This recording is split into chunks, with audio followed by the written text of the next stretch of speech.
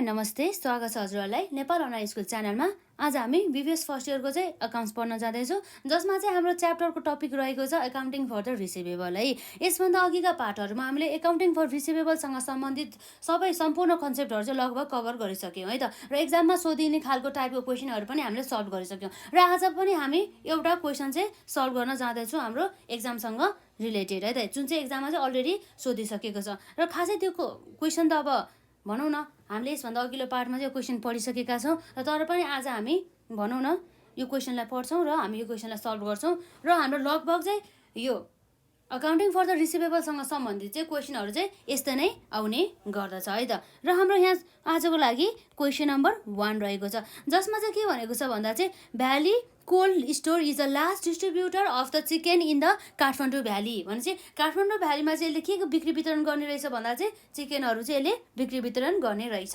जुन चाहिँ हाम्रो कम्पनीको नाम रहेको छ यसमा भ्याली कोल्ड स्टोर है, जसमा चाहिँ at the beginning of the 2019 को चाहिँ सुरुवातमा के गर्यो भन्दा चाहिँ valley cold store accounts receivable balance was 3 lakh. भनेपछि opening balance of the accounting receivable कति रहेछ भन्दा चाहिँ एकाउन्ट्स रिसिभेबलको चाहिँ 3 लाख रहेछ।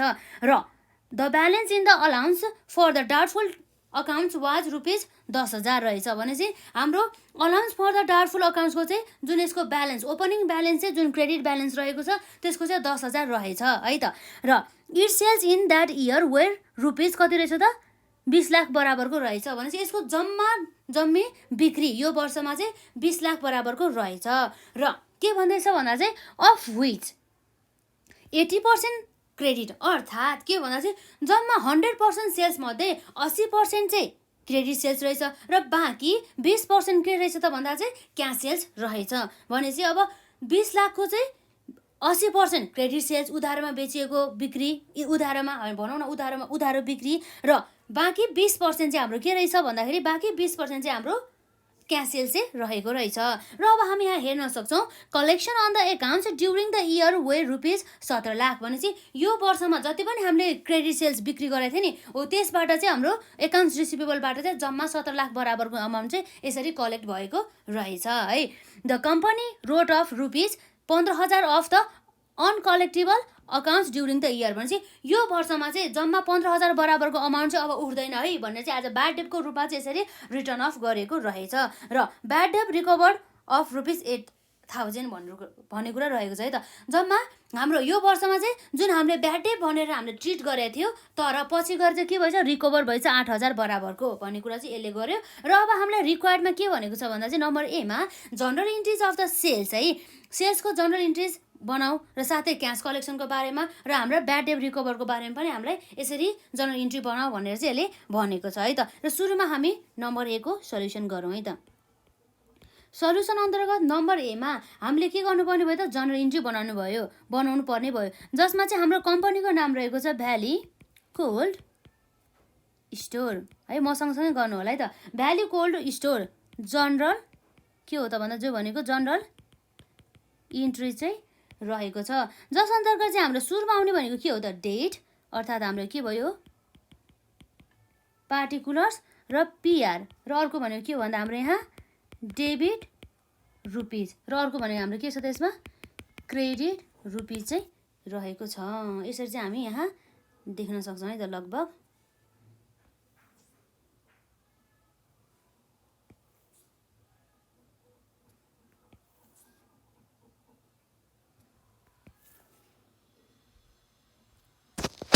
सँगसँगै गर्नु होला है। यसो गर्दाखेरि चाहिँ अब हिसाब गरेको बुझिन्छ नि त, यतिकै हेर्नुभन्दा पनि आफूले क्यालकुलेसन गर्दाखेरि राम्रो हुन्छ कि यसमा। र अब हाम्रो सुरुमा के हुन्छ त सेल्स जति पनि बिक्री गरेको छ त्यो बिक्री गरेको सेल्स। अब हामीले थाहा छ कम्पनीले चाहिँ अब उधारमा पनि प्लस क्यासमा पनि सेल्स गर्ने रहेछ भनेपछि अब यहाँ के आउने भयो त दुइटै क्यास पनि आउने भयो र अकाउन्ट्स रिसिभेबल पनि आउने भयो। भनेपछि क्यास अकाउन्ट के भयो त हाम्रो डेबिट साइड कति पर्सेन्टेज छ त हाम्रो 20% छ रे भनेछ है। भनेपछि अर्को भनेको हाम्रो अकाउन्ट्स रिसिभेबल आउने भयो, अर्थात् हाम्रो क्रेडिट सेल्स चाहिँ आउने भयो है त। यसमा के हुने भयो त हाम्रो अकाउन्ट्स रिसिभेबल है नि त, डेब्रस हुन्थ्यो। अब यसमा चाहिँ अब हाम्रो यसमा अब अकाउन्ट रिसिभेबल भनेछ नि त, त्यही भएर चाहिँ अकाउन्ट रिसिभेबल यो पनि डेबिट नै हो, कति पर्सेन्ट भन्दा 80% रहेको छ। र जम्मा जम्मी हाम्रो क्रेडिट साइडमा सेल्स रेभिन्यू अकाउन्ट आउने गर्दछ। कति पर्सेन्ट छ त सेल्स रेभिन्यू भन्दाखेरि अब हाम्रो 100%, यो त 100% भयो नि त होइन, यो कुरा भयो। अब यसमा हाम्रो जम्मा जम्मी सेल्स कति रहेको छ त टोटल भन्दाखेरि हाम्रो 20 लाख बराबर रहेको रहेछ। कति छ? 20 लाख रहेछ। अब यो 20 लाखको 80% भने चाहिँ कति? 2 8 दुना 16 भने चाहिँ 16 लाख बराबरको हाम्रो के रहेछ भन्दाखेरि अकाउन्ट्स रिसिभेबल रहेछ। र बाँकी हाम्रो 2 दुना 4 भने चाहिँ 4 लाख बराबरको के हुनु रहेछ त भन्दा 4 लाख बराबरको हाम्रो चाहिँ क्यास सेल्स रहेछ। यसरी चाहिँ हामीले जर्नल इन्ट्री बनाउन सक्छौँ। र यसको हाम्रो न्यारेसन रहेको छ फर के को लागि भन्दा फर सेल्स क्यास एन्ड केमा भन्दा क्रेडिटमा भन्ने कुरा रहेछ है त। यो कुराहरू भयो लगभग। र यसपछि सेल्सको त भयो। अर्को पनि हामीलाई के को जर्नल इन्ट्री बनाऊ भन्दैछ भन्दाखेरि कलेक्सनसँग रिलेटेड। कलेक्सन भने चाहिँ अब कलेक्सन अन्तर्गत अब हाम्रो के रहेको छ भन्दाखेरि कति अमाउन्ट चाहिँ कलेक्सन भयो अरे भन्दा 17 लाख बराबरको भने चाहिँ यसरी कलेक्सन हुँदाखेरि हामीलाई के आउँछ त कम्पनीलाई क्यास आउँछ। त्यही भएर क्यास आएको भएको कारणले गर्दा क्यास एकाउन्ट डेबिटेड टु अब के को बापत आयो भन्दा चाहिँ अकाउन्ट्स रिसिभेबल आउने भएको कारणले गर्दा अकाउन्ट रिसिभेबलको बापत भनौँ न त, यसरी उधारोमा बिक्री गरिएको भएको कारणले गर्दाखेरि यो पनि के हो त हाम्रो डेबिट साइड होइन, यो क्रेडिट साइड हो है त। कति लाख त भन्दा क्वेसनले हामीलाई दिएको छ 17 लाख बराबरको चाहिँ हाम्रो रिसिभ रहेको छ है त। यो कुरा भयो। र हाम्रो न्यारेसन रहेको छ बिङ अथवा हामी फर भन्दा नि हुन्छ है यसमा। फर कलेक्सन अन के हो त भन्दा collection on account during the year भन्ने कुरा भयो है त। र यसपछि हामीले कलेक्सन पनि लगभग गऱ्यौँ। अब कलेक्सन पनि गरिसकेपछि अर्को हाम्रो के छ त भन्दाखेरि हामीलाई ब्याड डेट रिकभर पनि बनाऊ भनेछ है। यो ब्याड डेट रिकभरको बनाउनुभन्दा अगाडि हामीले अर्को हाम्रो यहाँ कम्पनीले ट्रान्जेक्सन गरेको छ त्यो भनेको के हो त भन्दा the company wrote off rupees 15,000 off uncollectable accounts during the year भनेको छ है। यो भनेको के हो भन्दा चाहिँ 15,000 बराबरको चाहिँ अनकलेक्टेबल अकाउन्ट्स रहेछ है। यो 15,000 भने चाहिँ यो 15,000 भनेको हाम्रो के भयो भन्दाखेरि राइट अफ रहेछ हो। यसको पनि अब हामीले जर्नल इन्ट्री बनाउनु पर्ने भयो है त। राइट अफमा कति छ त 15,000 बराबरको। यस्तो अवस्था हाम्रो जर्नल इन्ट्री आउने भनेको के हुन्छ भन्दाखेरि अलाउन्स फर के हो त भन्दा अलाउन्स फर डाउटफुल है त। Allowance for doubtful debts account के हो त डेबिटेड टु के हो त भन्दा accounts receivable account receivable account कुरा आउने भयो है त। यसमा हाम्रो जम्मा जम्मी कति छ भन्दाखेरि 15,000 बराबरको चाहिँ रहेछ भन्ने कुरा चाहिँ भयो। यसरी आउने भयो है त। र अब हाम्रो न्यारेसन रहेको छ फर के को लागि भन्दा चाहिँ for write off accounts for write off accounts रिसिभेबलको कुरा है त। अकाउन्ट्स रिसिभेबल यसरी चाहिँ हाम्रो लगभग सक्यो है त। भनेपछि अब हाम्रो यहाँ के भएछ भन्दाखेरि हामीले यसरी 15,000 बराबर भनेर यसरी ब्याड डेट चाहिँ राइट अफ गरेको रहेछ। तर पछि गएर चाहिँ हाम्रो क्वेसनले भन्दैछ कि ब्याड डेट चाहिँ अब हामीले ब्याड डेट भनेर अब यो डेप्टरबाट चाहिँ उठ्दैन है भनेर जुन हामीले एज अ ब्याड डेटको रूपमा राइट अफ गरेको थियो अब यसबाट आउँदैन भनेर यसरी हामीले पिएलमा चार्ज गरेको थियो। तर पछि गएर के भएछ भन्दा चाहिँ आएछ पैसा त कलेक्ट पो भएछ त त्यो अब डेप्टरले पो दिएछ भन्थ्यो कि अब हाम्रो अनएक्सपेक्टेड एमाउन्ट हो नि त भने चाहिँ त्यो के भयो त हाम्रो रिकभर भएको हो भने चाहिँ अब रिकभर भइसकेपछि हामीले के गर्नुपर्छ भन्दा चाहिँ ठ्याक्कै जति हामीले राइट अफ गर्दाखेरिको हाम्रो जनरल इन्ट्री चाहिँ ठ्याक्कै रिभर्स इन्ट्री गर्नुपर्ने हुन्छ हो। रिभर्स इन्ट्री गर्दा हाम्रो ठ्याक्कै अपोजिट के हुने भयो त भन्दा अकाउन्ट रिसिभेबल अकाउन्ट के हो त डेबिटेड टु के हो भन्दाखेरि हाम्रो allowance for doubtful debts account credited कति अमाउन्ट आएको छ भन्दा चाहिँ 8,000 बराबरको चाहिँ अमाउन्ट चाहिँ रिसिभ भएको पाइन्छ। यो कुरा भयो है त। यसरी 8,000 यसरी चाहिँ हामीले लेख्न सक्छौँ। अब यो त रिभर्स इन्ट्री त गर्यो। अब हामीलाई साथसाथै क्यास पनि त हामीलाई आएको छ नि त होइन हो। त्यो क्यास आएकोलाई पनि अब हामीले जनरल इन्ट्री चाहिँ पास गर्नुपर्ने भयो। अब हामीले यसमा न्यारेसन लेख्न सक्छौँ फर के हो भन्दाखेरि ब्याड डेट रिकभर्ड भन्ने कुरा भयो है त। फर ब्याड डेट रिकभर्ड यसरी चाहिँ ब्याड डेट रिकभर भएछ। अब अर्को के जनरल इन्ट्री हुन्छ भन्दाखेरि अब हामीलाई क्यास आयो हो नि त अब क्यास कलेक्सन भएको कारणले गर्दा क्यास अकाउन्ट डेबिटेड गर्छौँ 2 केलाई 2 गर्छौँ भन्दाखेरि अकाउन्ट्स रिसिभेबललाई 2 गर्छौँ है त अकाउन्ट्स रिसिभेबल अकाउन्ट जस अन्तर्गत चाहिँ हाम्रो कति अमाउन्ट भने चाहिँ 8,000 कलेक्टेड भएको छ त्यस कारणले हामीले 8,000 लेख्छौँ है त यसरी चाहिँ हाम्रो आउने भयो र हाम्रो न्यारेसन छ यसमा फर के हो भन्दाखेरि फर क्यास कलेक्टेड फर के को लागि भन्दा चाहिँ फर ब्याड डेब्ट्स भन्ने कुरा चाहिँ रहेको छ ब्याड डेब्ट्स रिकभर भन्ने कुरा रहेको छ यसरी चाहिँ आउने गर्दछ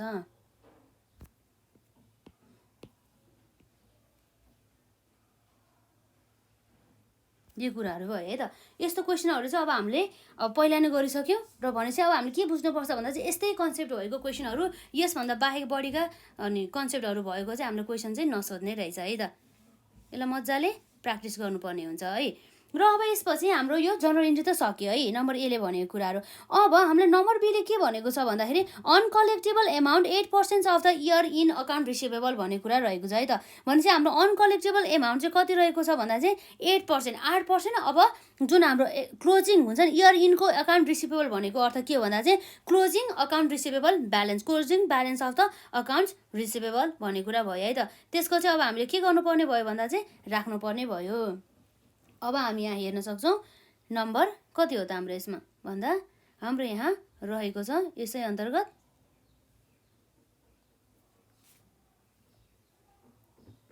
बीमा है त बीमा ब्याड डेब्ट्स इज कति छ अरे भन्दा चाहिँ 8% of the year indeed year indeed accounts receivable है नि त इयर इन्डेड अकाउन्ट्स रिसिभेबल भन्ने कुरा भयो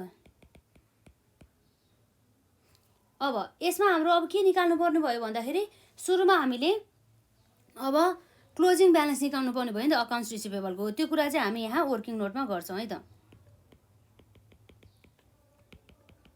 वर्किङ नोट्स अन्तर्गत हामी यहाँ अकाउन्ट्स रिसिभेबल है त अकाउन्ट्स रिसिभेबल अकाउन्ट बनाउँछौँ जसमा हाम्रो एउटा साइड हुन्छ डेबिट साइड अर्को हुन्छ क्रेडिट साइड है त ओपनिङ ब्यालेन्स बिडी है त यो ओपनिङ ब्यालेन्स है यो ब्यालेन्स बिडी भनेको ओपनिङ ब्यालेन्स कति रहेछ भन्दाखेरि जुन हामीलाई दिएको छ 3 लाख क्वेसनले नै दिएको छ है त कति बराबर रहेको छ त 3 लाख बराबरको रहेछ र यो हाम्रो यो वर्षमा चाहिँ के भयो भन्दा चाहिँ क्रेडिट सेल्स कति रहेछ त भन्ने कुरा हामीले यहाँ लेख्नुपर्ने हुन्छ 2 के आउनु भयो क्रेडिट सेल्स है क्रेडिट सेल्स हाम्रो उधारमा बिक्री गरेको भनेको हाम्रो कति छ त 16 लाख बराबरको चाहिँ हाम्रो के रहेछ त उधारमा चाहिँ बेचिएको रहेछ यो वर्षमा भनेपछि अब बाई हाम्रो क्यास कलेक्टेड हाम्रो कति भयो त भन्दाखेरि हाम्रो क्यास कलेक्टेड बराबरको हाम्रो अमाउन्ट कति क्यास कलेक्टेड भएको भन्दा चाहिँ क्वेसनले 17 लाख बराबरको चाहिँ हामीलाई क्यास कलेक्टेड भएको रहेछ र अब हाम्रो यो भनौँ न यो इयरमा चाहिँ हाम्रो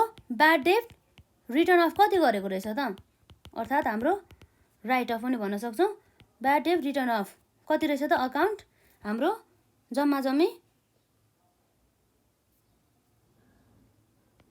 15,000 बराबरको रहेछ है त कति 15,000 हो यसरी अब हाम्रो के आउने भयो त ब्यालेन्समा चाहिँ ब्यालेन्स सिडी अर्थात् हाम्रो क्लोजिङ ब्यालेन्स है जुन चाहिँ हाम्रो ब्यालेन्सिङ फिगर हुन आउँछ यो चाहिँ हाम्रो टोटल भयो यसमा चाहिँ अब के आउने भयो भन्दाखेरि जुन हाम्रो 13 लाख प्लस 16 लाख है त 16 लाख प्लस 13 लाख गर्दा हाम्रो कति आउने भयो त 19 लाख आउने भयो 19 लाख माइनस 17 लाख माइनस हाम्रो 15,000 गर्दाखेरि कति आउने भयो त भन्दाखेरि हाम्रो आउने भनेको 19 लाख माइनस 17 माइनस 15 लाख गर्दाखेरि हाम्रो यहाँ आउने भनेको कति हो त कति आयो क्याल्कुलेसन गर्नु है सँगसँगै यसमा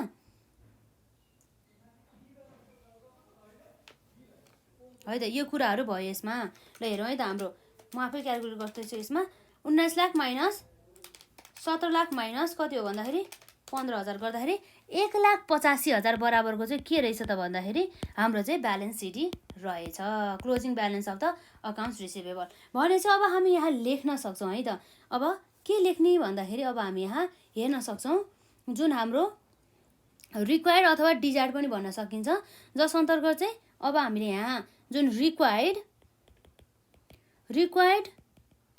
इन्डिङ है त रिक्वायर्ड इन्डिङ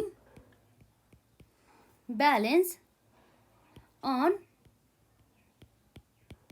डाउटफुल डेब्ट है त। डाउटफुल डेब्ट अकाउन्ट कति रहेको छ भन्दाखेरि हामीले भने चाहिँ 8% भने चाहिँ 8% on the closing balance of the accounts receivable. Closing balance of the accounts receivable हामीले भर्खर निकालेको छौँ रुपिस 1,85,000। 1,85,000को 8% है त 80 होइन 8% कति हुन्छ त भन्दा 14,800 बराबरको चाहिँ हुने रहेछ रुपिस भयो है त। यसमा अब हामीले अलरेडी एक्जिटिङ ब्यालेन्सलाई हामीले के गर्नुपर्ने भयो त घटाउनु पर्ने भयो, अर्थात् हाम्रो beginning balance of the doubtful डेब्ट भन्ने कुरा भयो त। एक्जिटिङ ब्यालेन्स है जुन हाम्रो के हो भने यो भनेको ओपनिङ ब्यालेन्स भनेर चाहिँ हामीले बुझ्नुपर्ने हुन्छ। जुन हाम्रो क्वेसनले ओपनिङ ब्यालेन्स क्रेडिट ब्यालेन्स कति छ भन्दैछ 10,000 छ भनेर भन्दैछ। यसरी हामीले रुपिस 10,000 राख्नुपर्ने भयो। र अब हामीले के एड गर्नुपर्छ भन्दा चाहिँ जति पनि यो वर्षमा हामीले ब्याड डेट रिटर्न अफ गरेको छ नि हो त्यसलाई पनि हामीले के गर्नुपर्ने भयो त ब्याड डेट रिटर्न अफलाई आउने भयो है त। कति हजार बराबरको रुपिस 15,000 बराबरको। अब यहाँ अर्को के पनि छ भन्दा चाहिँ हाम्रो ब्याड डेट रिकभर भए भन्दैछ नि त है त। ब्याड डेट रिकभर कति रहेको छ त भन्दा हाम्रो यहाँ ब्याड डेट रिकभर रहेको छ जम्मा जम्मी रुपिस कति हो भन्दा 8,000 बराबरको।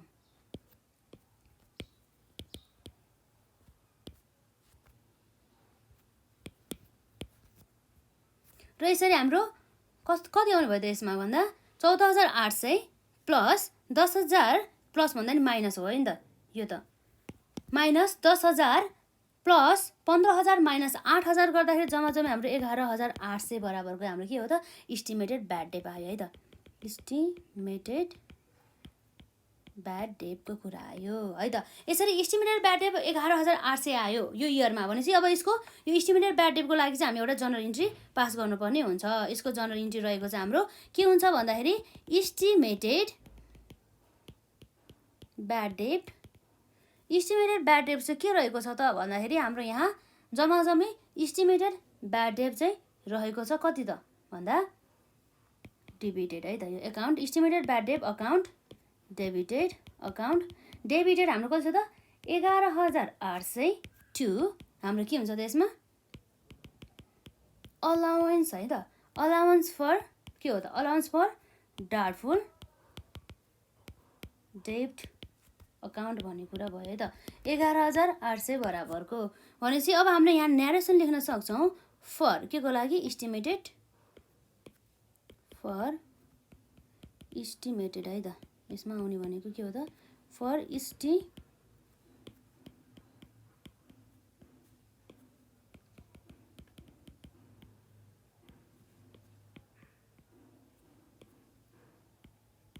इस्टिमेटेड ब्याड डेट अन्डर कति हो त भन्दा 8% अन यो इयरको मात्र हो है अकाउन्ट्स रिसिभेबल।